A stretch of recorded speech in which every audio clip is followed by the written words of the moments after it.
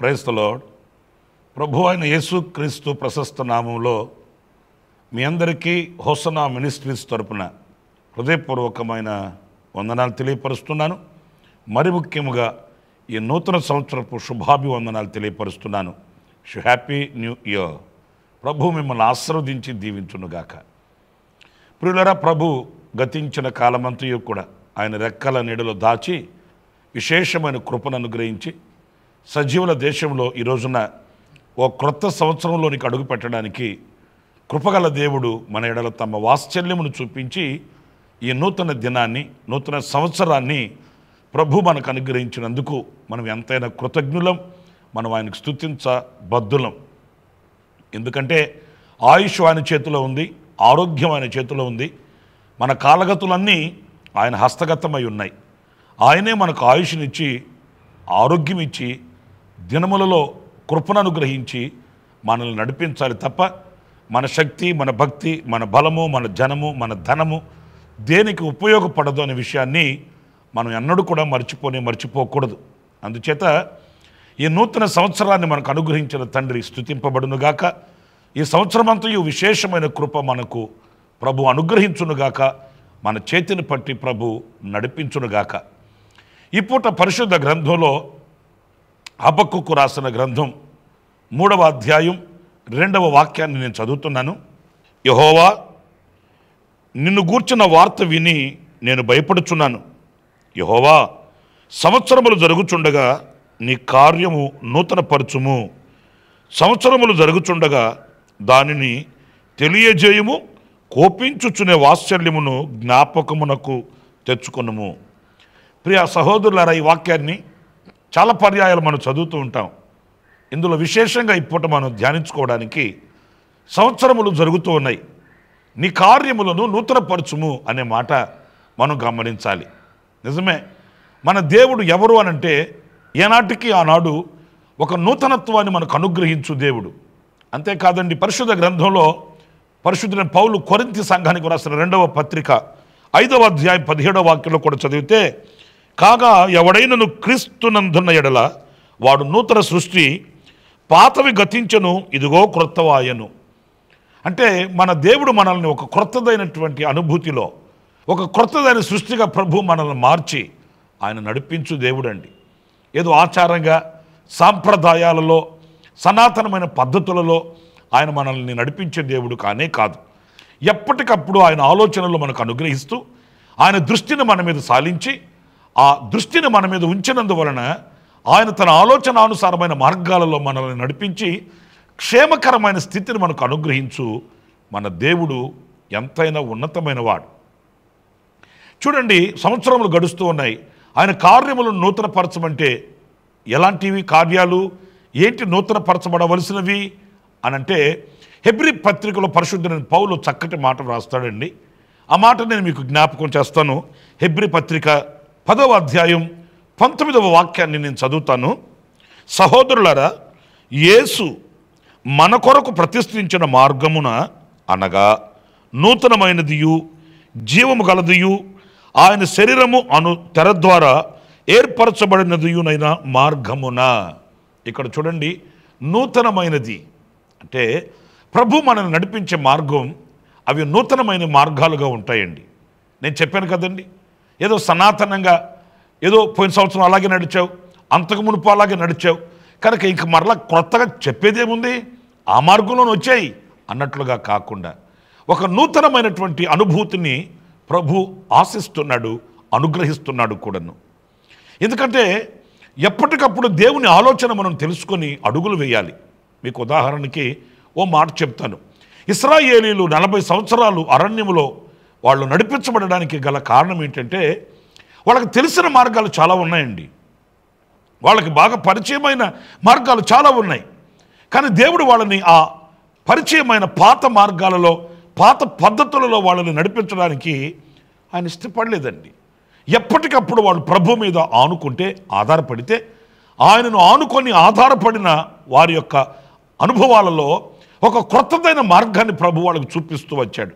నిజమే, ఆ క్రొత్తదైన మార్గంలో నడిచినప్పుడే మనం ఆయన మీద ఆనుకోగలుగుతాము, ఆధారపడగలుగుతాం. పాతదైన మార్గంలో మనం ఎవరి మీద ఆనుకోమో, ఆధారపడవు. మాకు తెలియదేముంది, మాకు తెలిసిందేగా, గత సంవత్సరమేగా, అంతకు మునుపు సంవత్సరం అదే కదా, ఈ సంవత్సరం అదే కదా. అలా కాదండి. మన ఆధ్యాత్మికమైన వృద్ధికి, విశ్వాస జీవితానికి, మన నిరీక్షణ అడుగులకి ఏ మార్గం మనకు కావాలి, ఏ మార్గంలో మనం నడవాలి, ఎటు వెళితే మనం ఆయనలో స్థిరపరచబడగలుగుతాం, ఎటు వెళితే ఆయనను హత్తుకోగలుగుతాం, ఎటు వెళితే ఆయన చిత్తం నెరవేర్చబడుతుంది అనేది ఆయన మనకి ఎప్పటికప్పుడు నేర్పించి ఆ క్రొత్తదైన మార్గంలో ఆయన మనల్ని నడిపిస్తాడు. అంటే ఈ సంవత్సర దినములలో మనం ఆశించవలసింది, ప్రభువా నీవు నా యెడల సంకల్పించిన ఆ నూతనమైన మార్గంలో నన్ను నడిపించమని మనం కోరుకుంటే ఈ సంవత్సరం అంతా ఒక నూతనమైనటువంటి ఆశీర్వాదాన్ని, నూతనమైన మార్గంలో మనం నడుస్తూ అనుభవించుదుముగాక. దేవుడు అలాంటి కృప మనకు అనుగ్రహించుగాక. చూడండి, చాలాసార్లు మనం కూడా ప్రార్థన చేసేటప్పుడు ప్రభువా నీ చిత్తం నెరవేర్చు, నీ చిత్తం నెరవేర్చు అంటుంటాము. ఏంటి ఆయన చిత్తం? ఆయన ఏర్పరిచిన నూతనమైన మార్గంలో మనం నడవడమే ఆయన చిత్తం. శిరస్సు వంచి అంగీకరించి ఆయన చేతిని పట్టుకుని అడుగులు నేర్చుకొని మనం ముందుకు వెళ్ళగలిగితే ఆ నూతనమైన మార్గం ఎప్పటికప్పుడు మనకు ఆనందాన్ని, సంతోషాన్ని, అంతేకాదండి జీవిత సార్థకమయ్యే ఆ ఉన్నతమైనటువంటి దర్శనాన్ని మనకు అనుగ్రహిస్తుందని చెప్పడంలో ఎలాంటి సందేహం ఏమీ కూడా లేదు. మరి ఈ సంవత్సరంలో మొట్టమొదటి దినాన, ఈ మొట్టమొదటి గడియల్లోనే మనం ప్రార్థన చేద్దాం.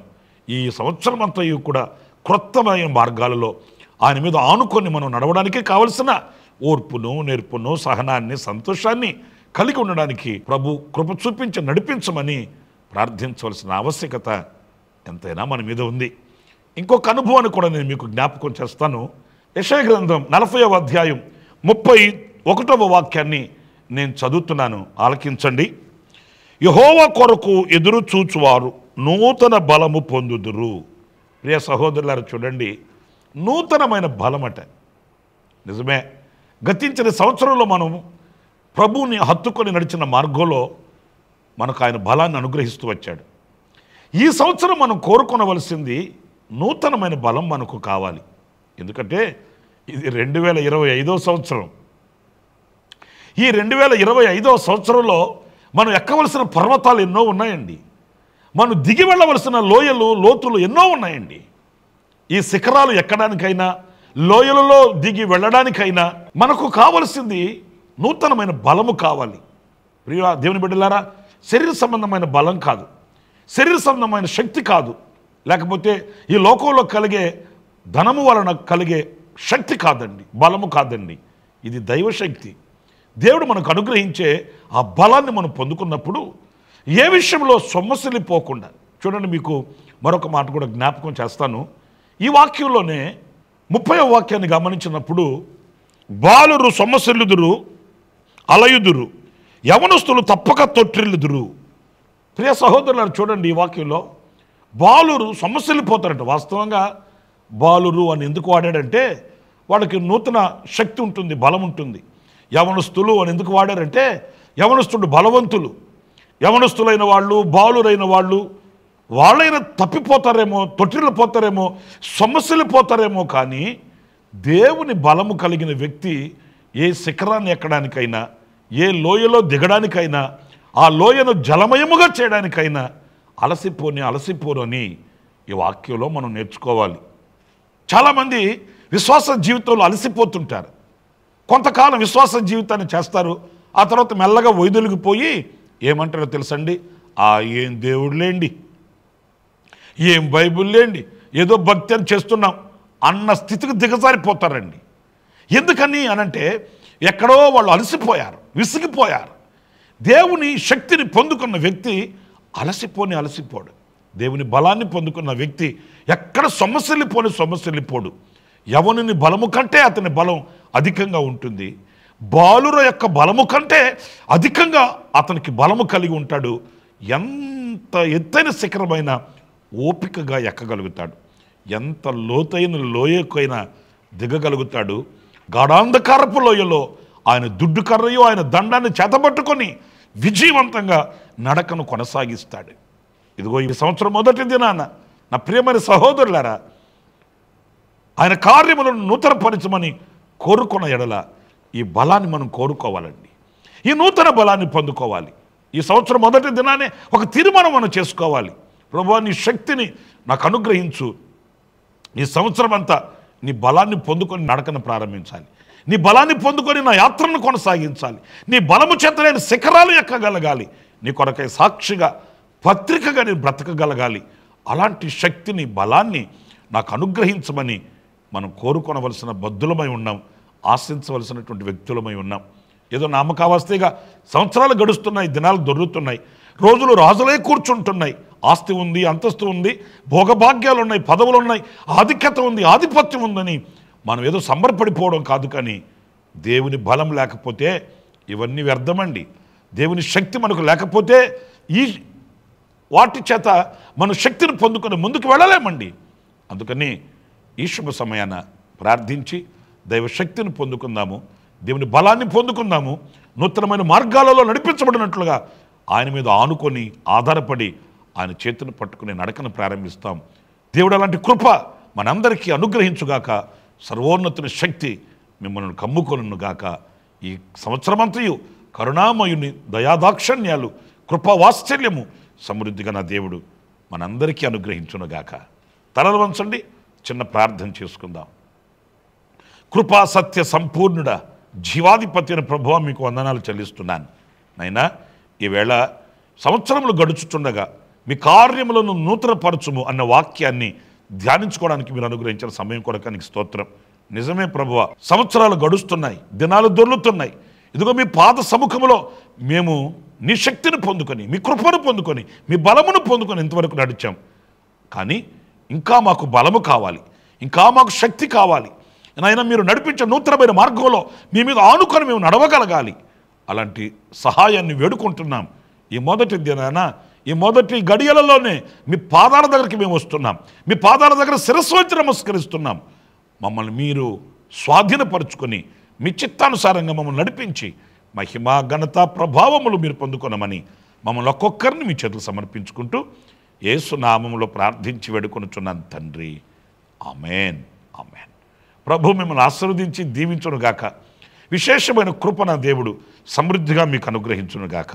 మరి ముఖ్యంగా ఈ నూతన సంవత్సరపు శుభాకాంక్షలు మీకు తెలియపరుస్తూ నా దేవుని సన్నిధి మీకు తోడుగా ఉండాలని ప్రార్థిస్తూ ముగిస్తున్నాను. నా దేవుని కటాక్షం మీకు తోడై ఉండుగాక. ఆమెన్. ప్రతి దినము ఈ అనుదిన కృపాను సందేశాల కొరకు, ఇంకా మరిన్ని ఆత్మ సంబంధమైన సందేశాల కొరకు ఈ మా యూట్యూబ్ ఛానల్ ని సబ్స్క్రైబ్ చేసుకోండి. Pastor Ramesh hosanna ministries.